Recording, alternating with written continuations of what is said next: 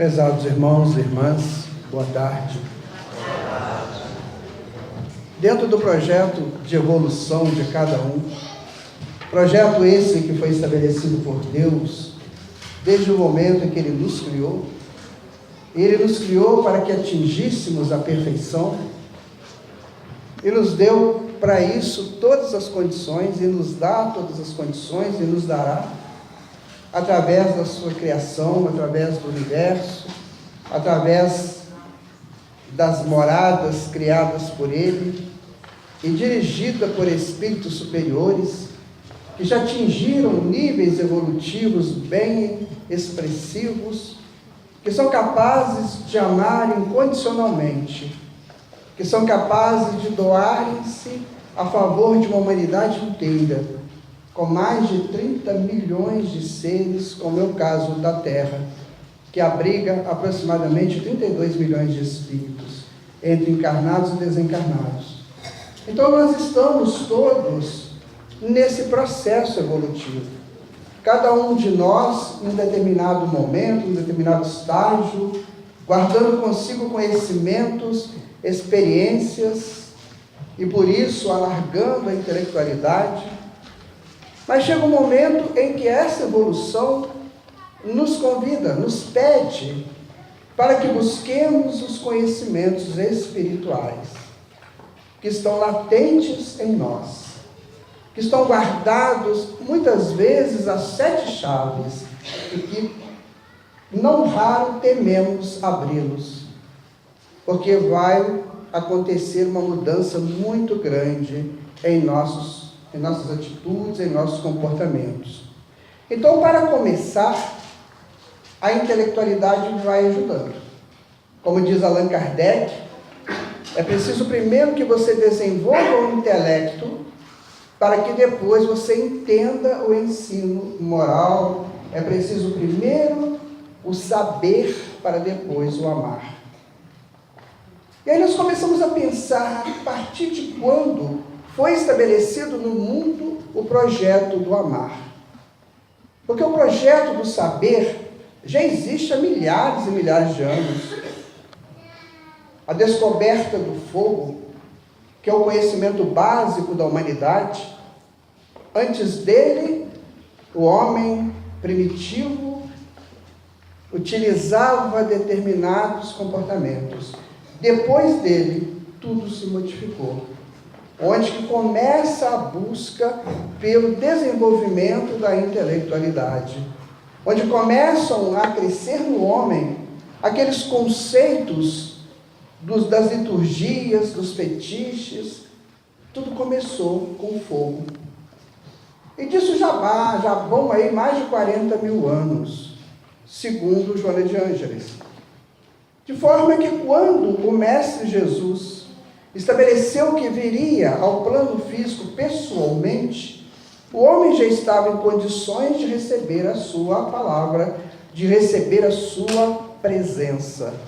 Então ele veio no momento absolutamente certo, nem mais nem menos.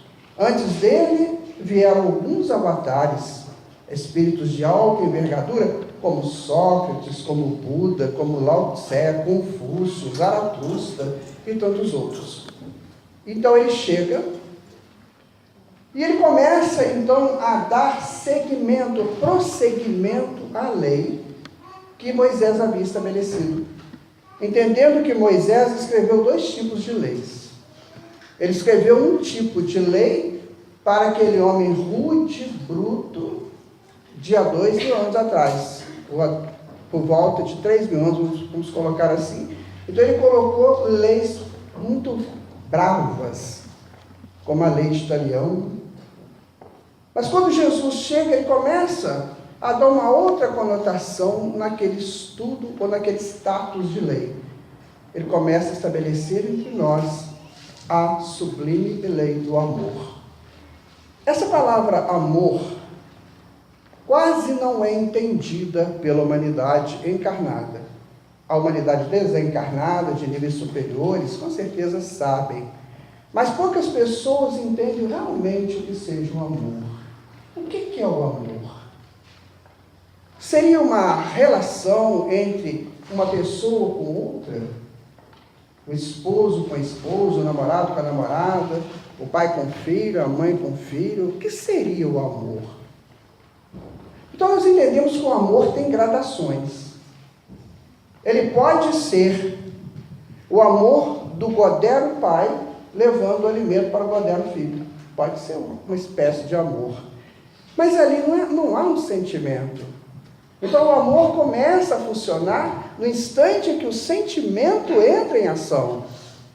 Segundo os estudiosos da psicologia transcendental, capitaneados aí por Stanislav Grof, por Marshall e recentemente pela própria Joana de Ângeles, nós temos, enquanto homens, uma média de 386 sentimentos.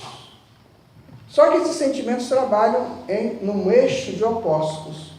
Por exemplo, eu tenho o sentimento do amor, no eixo oposto a ele eu tenho o ódio. Eu tenho o sentimento da alegria, no oposto eu tenho o da tristeza. Francisco de Assis colocou isso muito bem na sua mensagem. Onde houver ódio, que eu leve amor.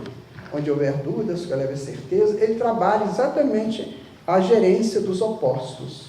Então, nesse contexto, nós temos aí quase 800 tipos de sentimentos diferenciados. Então, o amor vai começar a funcionar a partir da minha gerência ideal dos sentimentos.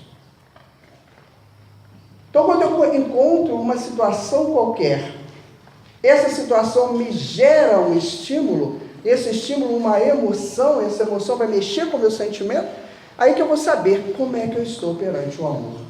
Então, eu encontro uma pessoa.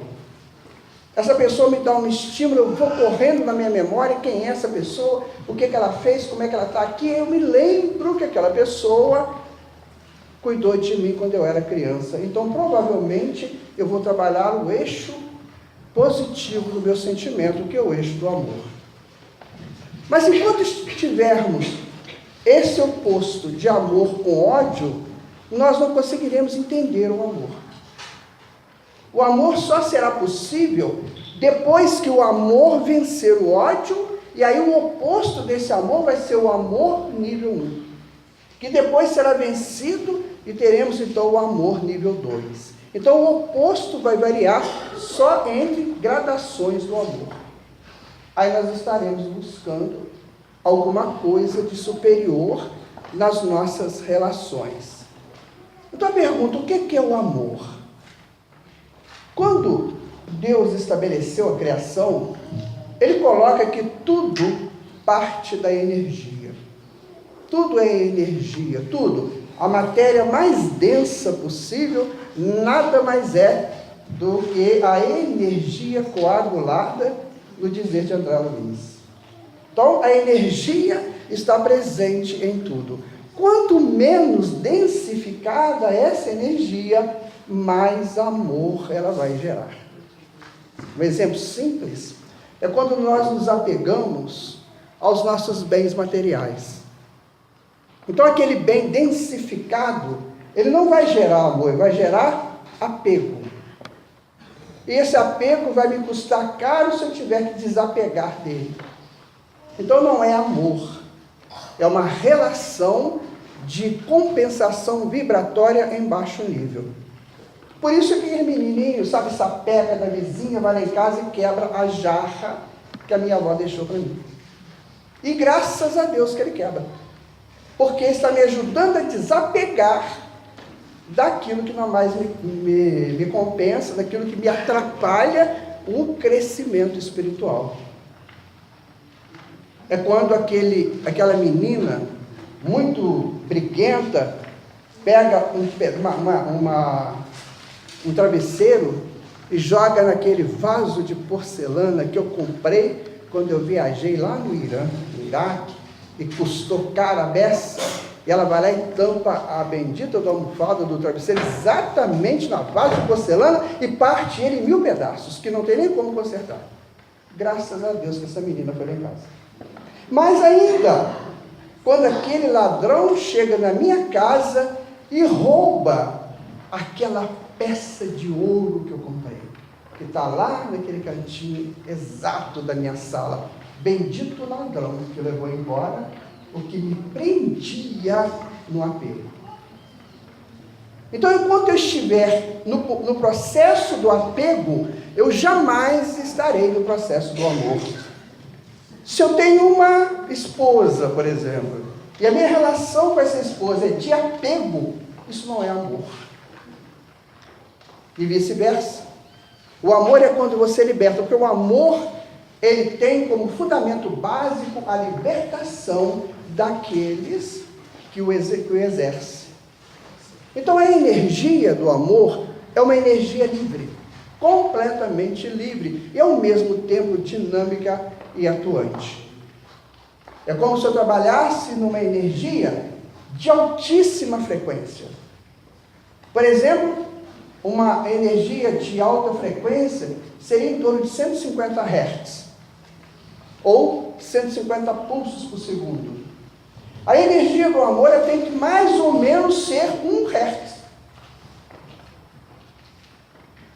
Então é isso que nós temos que pensar. O que eu estou fazendo em relação ao outro? Como é que eu estou lidando com o outro e com a vida que eu tenho? Será que eu ainda sou daqueles que briga, que xinga, que reclama?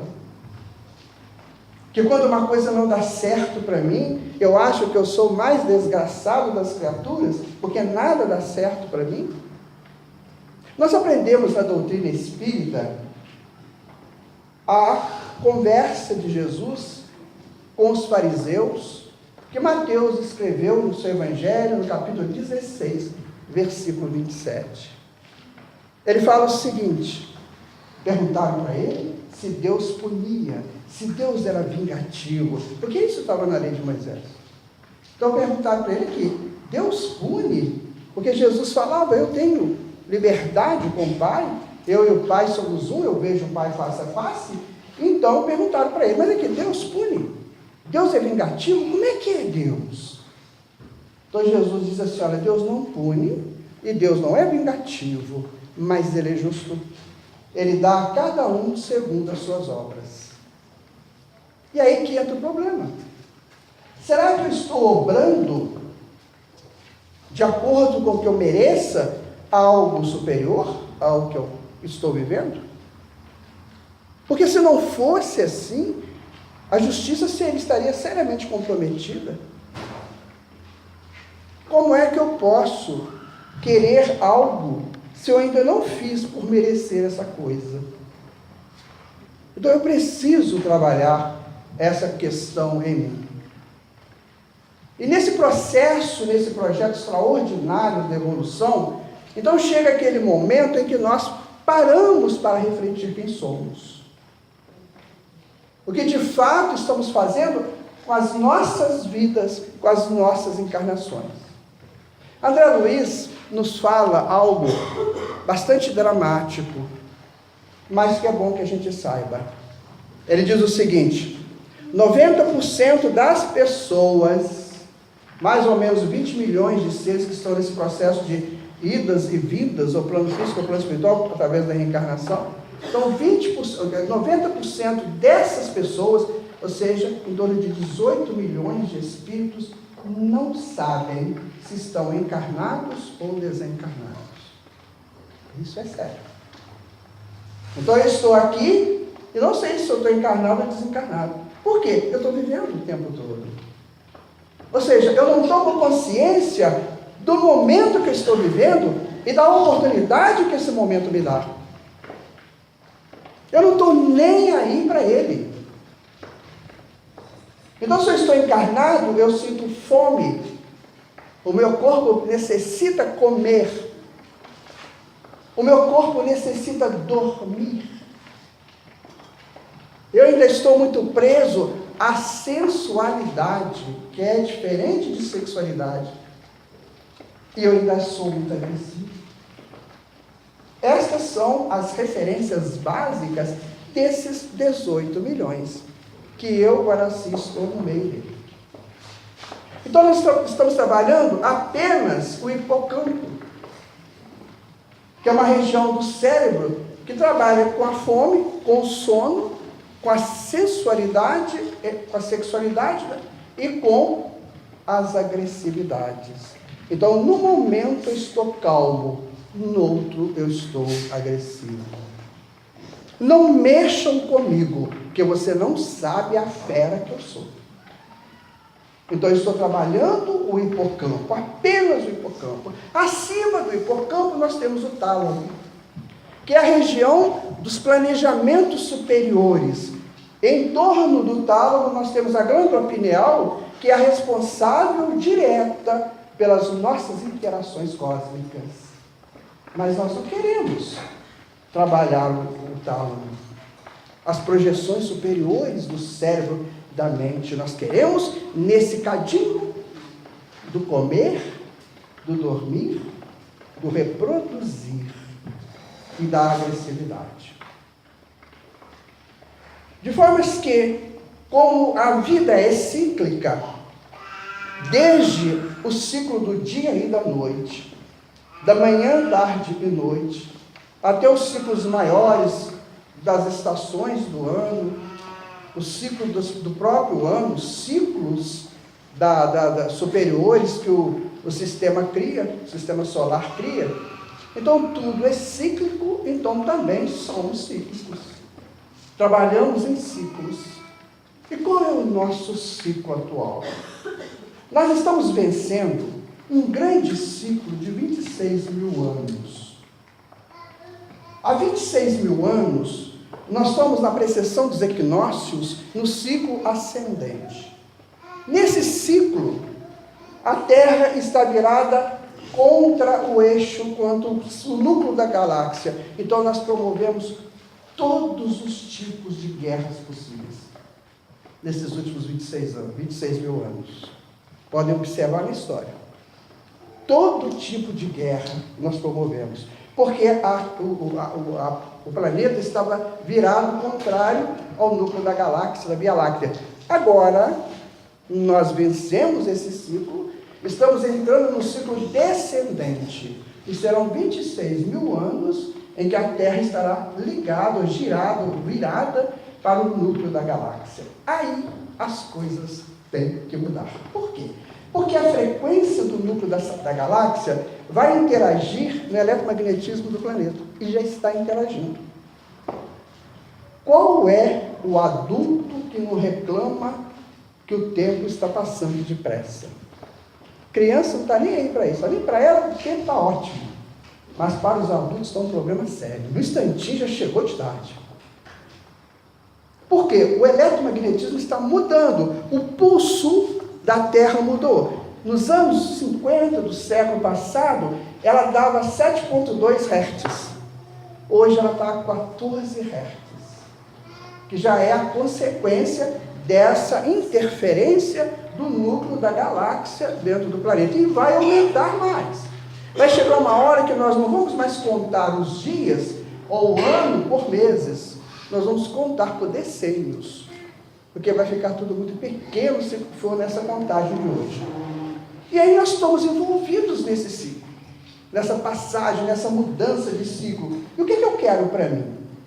Eu quero continuar naquele ciclo ascendente que acabou, ou eu quero entrar na nova dimensão que vai se abrir? Porque se eu quiser continuar naquele ciclo que está acabando, eu posso continuar.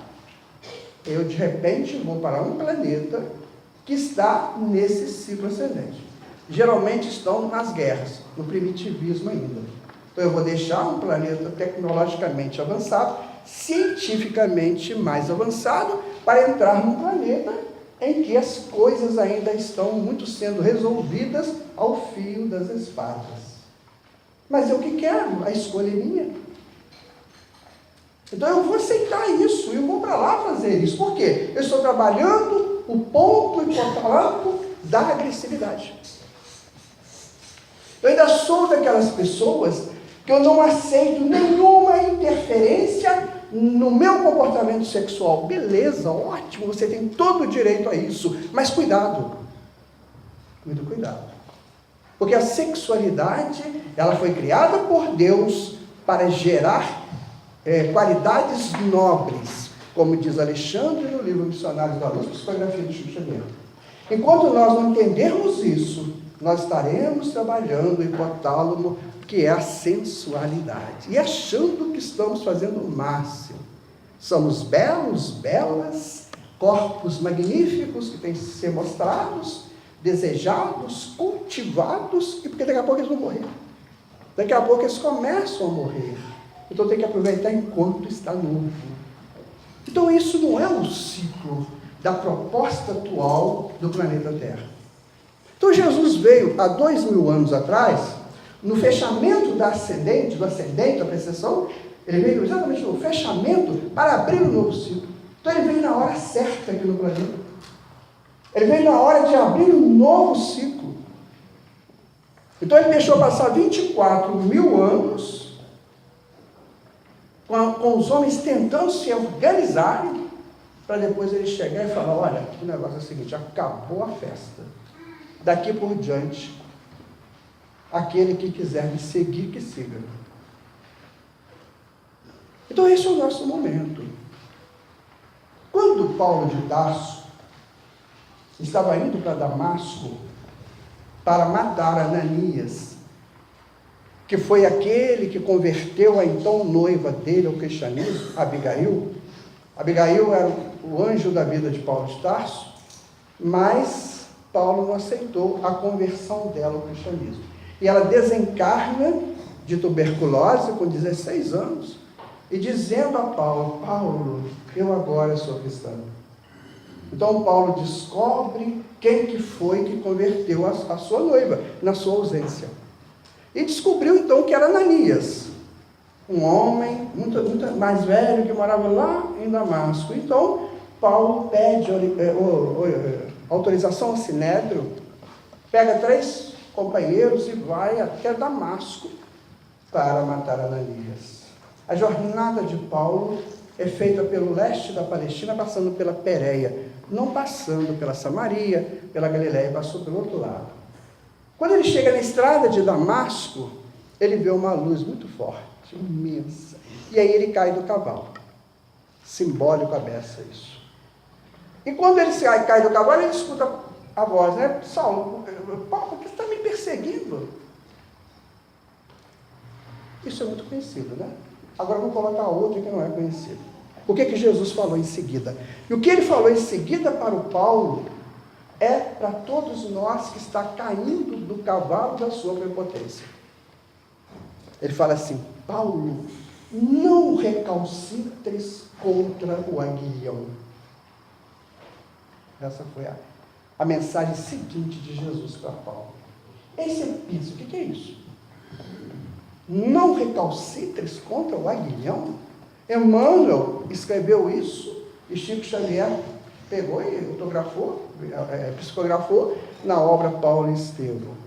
Eu confesso que eu fiquei um tempo tentando entender na profundidade o que é não recalcitres contra o aguilhão, até que chegamos ao entendimento da frase. Recalcitrar é você ir contra alguma coisa que é premente, que é forte. Isso é recalcitrar. Aguilhão é uma peça que se usa na mecânica para estimular as engrenagens da própria mecânica. Isso começa lá, bem antigo, quando começaram a criar as engrenagens. Então, o aguilhão é o que proporciona a dinâmica da mecânica. Então, o que Jesus disse para ele assim: Paulo, não vá contra aquilo que proporciona o teu crescimento. Não vá contra isso, Paulo. Porque enquanto você estiver indo contra isso, você está perturbando a tua evolução. E Paulo foi o homem mais extraordinariamente culto, capaz de interpretar o Evangelho de Jesus. Mais ninguém. Não existe na história da humanidade qualquer teólogo que chegue aos pés de Paulo de Tarso. Qualquer. Existem muitos estudiosos, muitos. Pessoas que nós temos uma admiração muito grande. Mas quando você lê as cartas de Paulo, aí você vê que é diferenciado. O conhecimento dele, de Jesus, é muito grande. Então Jesus diz para ele assim: você é muito inteligente, Paulo. Está dizendo para nós aqui. Vocês são muito inteligentes. já atingiram um nível de conhecimento muito grande. Vocês já saíram da barbárie. Vocês já estão entendendo muitas coisas além do hipotálamo. E por que vocês ficam recalcitrando contra o aguilhão?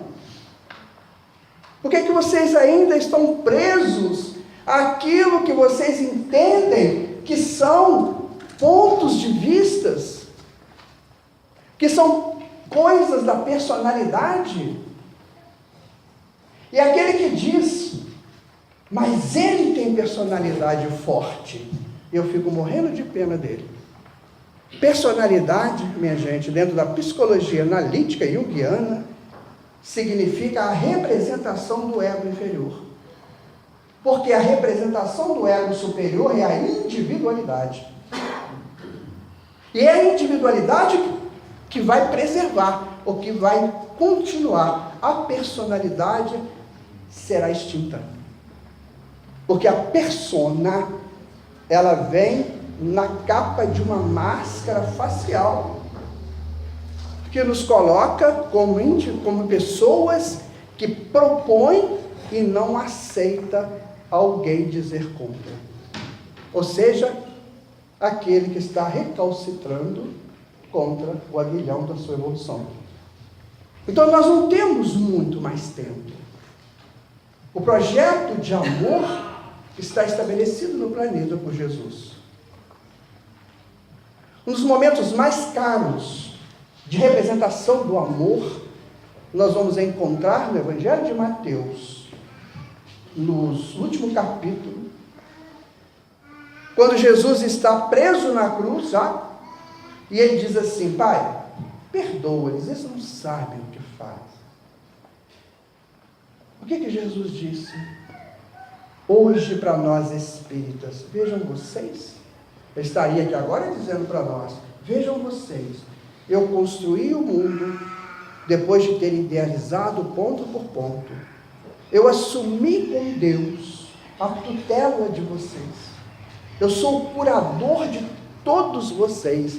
E há milênios e milênios eu estou estimulando vocês a crescerem para o nosso Pai. E eu vim aqui pessoalmente. Não foi fácil para mim abaixar a minha frequência vibratória para entrar no corpo físico de músculo, de veias e de carne, de osso, para eu conversar diretamente com vocês. Eu podia ter mandado muita gente, como mandei, mas a lição principal do amor eu fiz questão de vir trazer para vocês. E o que vocês estão fazendo comigo? Me colocaram numa cruz. Vocês pensam que estão me matando? Não, vocês estão dificultando vocês. Estão recalcitrando contra o aguilhão do progresso de vocês. Por isso eu peço perdão, eu peço que Pai os perdoe. Então, minha gente, estudar o Evangelho de Jesus é avançar um tanto mais nos nossos conteúdos éticos, morais e intelectuais. Se quisermos, de fato, entender o que é o amor, na totalidade com a qual ele é exercido nos planos superiores, é preciso pensarmos seriamente sobre isso. Como é que está a minha relação com o outro? Como é que está a minha proposta comigo mesmo? Gregor Hegel, grande filósofo alemão, que trabalhou mais ou menos no início do século XIX em diante, ele escreveu um livro extraordinário chamado Fenomenologia do Espírito. Neste livro, Hegel faz a seguinte proposta: o em si, o fora de si e o retorno a si. Ou seja, todos nós estamos nas nossas casas hoje. Saímos das nossas casas e viemos aqui. Então nós estávamos em nós, de alguma forma, saímos de nós e viemos aqui. A nossa presença aqui está dizendo uma coisa: o meu olhar, o meu comportamento, a minha palavra, a minha presença como um todo, a minha vibração, está dizendo alguma coisa que o outro pode estar captando. que o outro pode estar capturando naquele momento em que ele interage comigo. No momento em que ele interage comigo, eu estou dando dele o que é meu. E ao mesmo tempo recebendo dele o que é dele. Então daqui a pouco eu retorno a mim. E eu retorno como? Trazendo o que para mim? Então essa proposta hegeliana é bem interessante. Por quê? Porque ela nos concita ao seguinte pensamento: aonde eu vou, com quem eu vou, que lugar que eu vou e fazer o quê? Daí eu começo a pensar se vale mesmo a pena ir naquele lugar. O que eu vou levar para aquele lugar? O que eu vou trazer daquele lugar?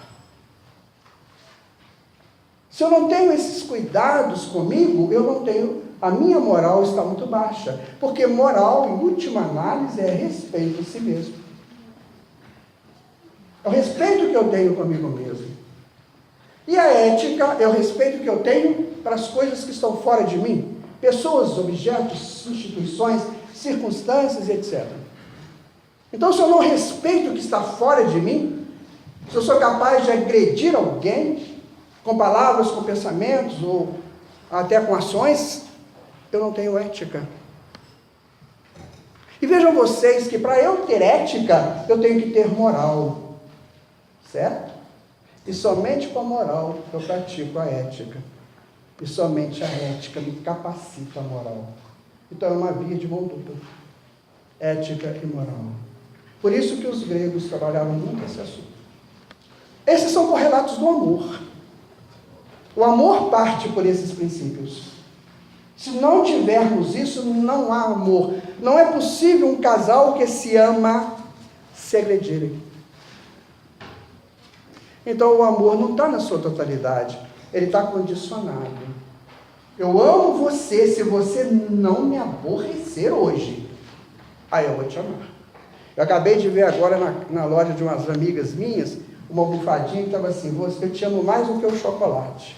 Eu falei, meu Deus, será que amo mesmo? E aquela hora que eu pego, por exemplo, eu estou sozinho na sala, curtindo a vitória do Brasil sobre a Bélgica na minha cabeça. E aí passa minha esposa e fala assim: você vai na cozinha, traz um copo d'água para mim. Você tem mão, por que você não traz? E a gente quer que essa pessoa seja leal, amiga, sabe? Eu não sei doar um pouco para o outro, não é? Então nós não vamos entender o amor. Por quê? O amor está naquele eixo que eu conversei no princípio, está no eixo do oposto. Agora eu te amo, você é linda, você é lindo, agora eu te detesto, porque você não está fazendo o que eu quero que você faça. Minha gente, o tempo é bem interessante, o nosso ciclo é bem interessante. Nós não sabemos ainda quanto tempo essa ascendente vai acabar. Segundo Emmanuel, no ano 2064, cessam todas as possibilidades do planeta de provas e expiações. E começa o de regeneração. Aí tem pessoas que acham que o planeta de regeneração é aquela coisa suave, doce, fantástica. Não é não, minha gente. O que é regenerar? É você deixar os seus erros, né? É você regenerar, é você cuidar, você arrumar o que está errado. Então o planeta de regeneração vai ser um planeta de muita luta, e segundo os espíritos, só ficarão aqui aqueles que realmente estejam interessados em estudar e seguir o Evangelho de Jesus. Aí a minha pergunta: eu estou afim disso? Ah, mas Jesus é muito religioso. Toda vez que eu penso em Jesus, eu penso em um monte de coisa, aquelas alfaias todas envolvendo a religião na qual Jesus está. Aí eu digo para vocês, qual é o versículo, o capítulo e o evangelista que escreveu o que Jesus disse para criar templos para ele? Não tem. Não tem. Ele fala assim: quando você quiser orar a Deus, entre no silêncio do seu quarto e a sós você conversa com ele, porque ele vai te ouvir.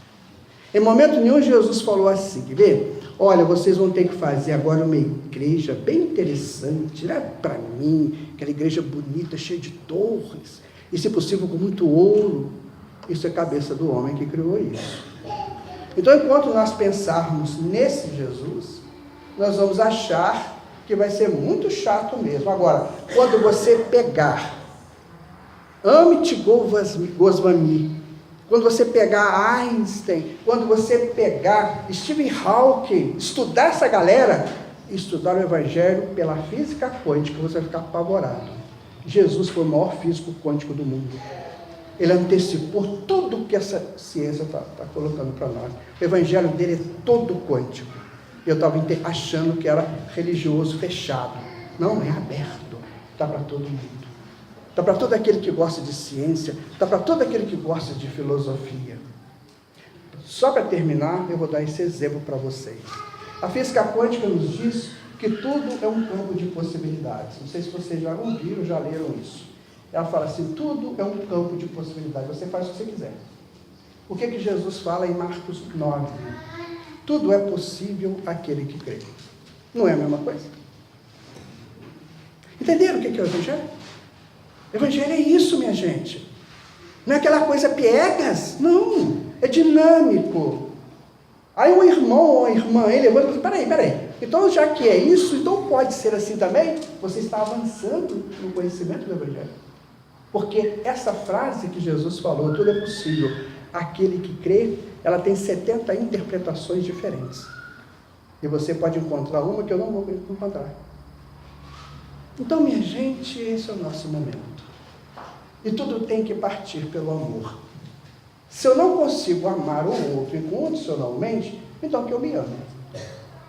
E me proteja. Bebida alcoólica, droga, tabaco, sensualismo, isso é agressão. Está na área do hipotálamo. Então eu tenho que tomar cuidado. Cuidar de mim. Cuidar da minha estrutura enquanto espírito encarnado no corpo físico, que daqui a pouquinho eu vou ter que devolver. Muito obrigado. Uma boa tarde para todos vocês.